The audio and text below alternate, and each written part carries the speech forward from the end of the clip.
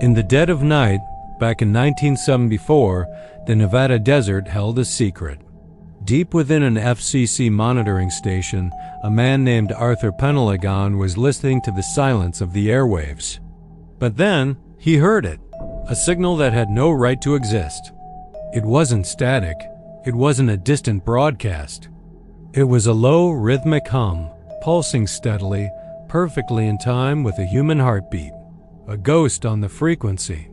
Arthur, being a good employee, filed a report. His superiors dismissed it as a simple ionospheric skip, a freak atmospheric event. But the very next day, his boss was found dead. The recording of the signal? Wiped clean, vanished.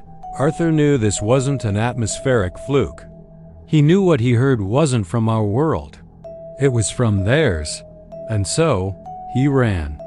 For the next 10 years, Arthur Penhaligon became a ghost himself, living off the grid, forever looking over his shoulder. He moved through the forgotten corners of society, chasing whispers, connecting dots that no one else could see. He started to uncover fragments of a conspiracy so vast, so audacious, it seemed impossible. The name he kept hearing was Project Glass Mirror.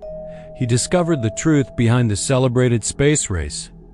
It wasn't a competition with the Soviets. It was a retrieval mission. We hadn't just gone to the moon.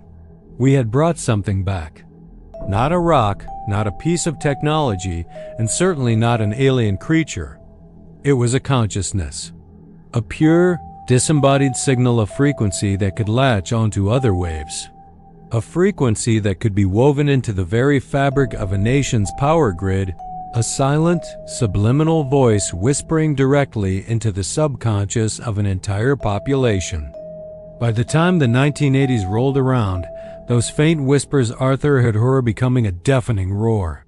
Suddenly, televisions were in every home, and the era of 24-hour news and endless cable channels had begun. We were told it was progress, the dawn of a new information age, but it was a lie. It was infrastructure. The perfect delivery system for Project Glass Mirror.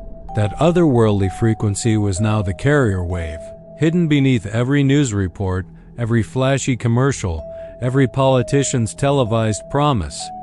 It was everywhere, yet nowhere. And the source? Not some secret military base in the desert.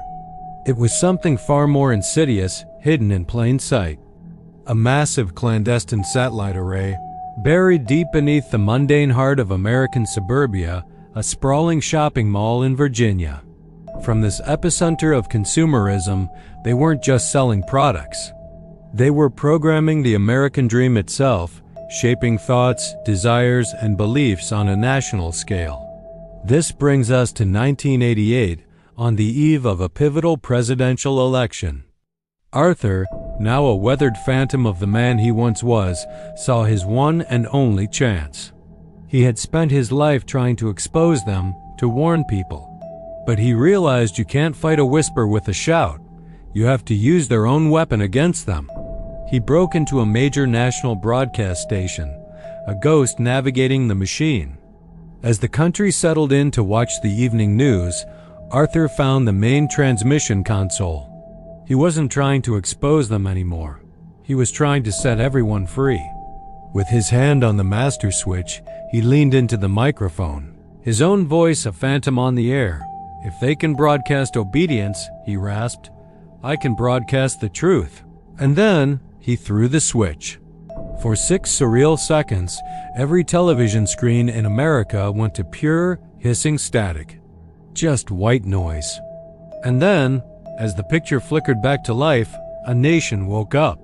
Millions of people, from coast to coast, stirred as if from a long, dreamless sleep, blinked at their screens, and shared a single, unifying, and terrifying thought.